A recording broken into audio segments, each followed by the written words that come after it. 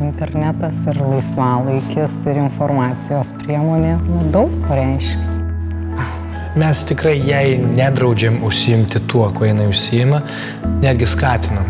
Prisimindami savo patirtis, stengiamės savo vaikui suteikti laisvę. Kadangi jau mes nuo mažens dukrą mokėm, kaip saugiai elgtis ir tikrai jinai pakankamai sąmoningai įsivaizduoja, kas vyksta, kokios grėsmės gali būti. Šiai dienai mes nesusidūrėm su ta problema betarpiškai, kad tai būtų nesaugu arba kažkaip pakenktų. Jinai supranta, kad būna ir gerų komentarų, ir blogų komentarų.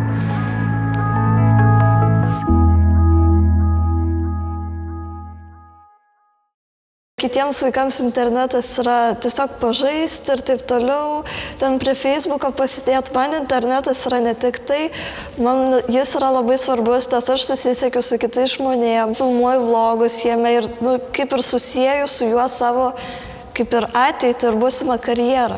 Viskas prasidėjo, kai tėtis įkėlė mano pirmąjį video ir paskui aš pradėjau domėtis YouTube. Tada ištryniau tą video, nes jis buvo nelabai fainas ir pradėjau kurti savo video. Man yra buvę taip, kad aš sėdėjau namie, savo ramiai, neplauta galva, nepasidažius, ką tik atsikėlus. Viktorija, pas tave atėjo. Kas atėjo? Nežinau. Išeinu į lauką. Labas, Vikė, gal galėtum pasirašyti? Į kiemą atėjo. Man patinka labai daryti video ir skaityti kitų žmonių komentarus po mano video. Tas yra... ir būna neigiamų komentarų. Kai aš pirmą kartą pamačiau savo neigiamą komentarą, aš verkiau, po to aš labai liūdėjau ir ilgai nekėliau video.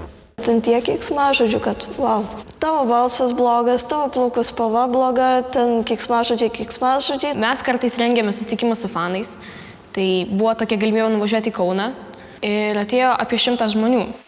Ir atėjo kažkoks vyras, aš galvoju, ko jis vaikšto aplinkui, jis vis vaikščiojo ir vaikščiojo. Ir jis tiesiog pasakė, labas Vikė, ir išbėgo laiptais labai greitai.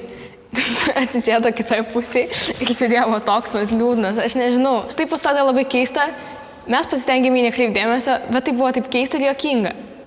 Ir galbūt, jeigu aš būčiau viena tuo momentu, aš nesijausčiau labai saugiai. Paėmė visus mano video, nukopijavo ir įkėlė, sukūrė mano kanalą, pavadino, kaip aš kažkada buvau pasivadinusi, įkėlė mano nuotraukai ir sukėlė visus mano video. Man siuntė mano draugės nuotraukas, draugės, kuri yra viešoje erdvėje, irgi vlogerė. Jos nuotraukas siuntė man kiti žmonės, tiesiog jos kažkaip perėjo ir ją labai stipriai šantažavo. O kokios ten buvo nuotraukos? Jos kūno nuotraukos. Man rašė vienas vyras, Vidmantas kažkoks, rašo labas ar nori būti draugėmis, tai aš iš tikrųjų tik nusijuokiau. Netgi nebandau išslėpti to, kad jisai nėra kažkokia mergaitė ir aš matau tai pagal jo vardą. Mes pradėjom draugauti, kai mes pradėjom susipykti, kai jis atėjo į mano kanalą ir buvo mano heiteris. Pradėjom ten rašinėtis, bendrauti, skambinėtis ir jis labai fainas draugas buvo. Ir dabar jis yra mano draugas, jis labai mane mėgsta ir aš jam pasakiau apie šitą, kada aš važiuosiu filmuotis, jis labai jaudinasi, nes jis labai žiūri mano video. Man tai buvo didelė naujiena. Mamai gal ne? Aš nežinau, aš galvau, kad nes bendramžių čia bendrauja. Sužinojau, kad jinai verkė po negatyvių komentarų. Šitą jinai nepasakė man. Reiškia, yra dalykų, kurie ją skaudina. Manau, kad apie tai turėčiau žinoti. Bet jūs nežinojote? Nežinau.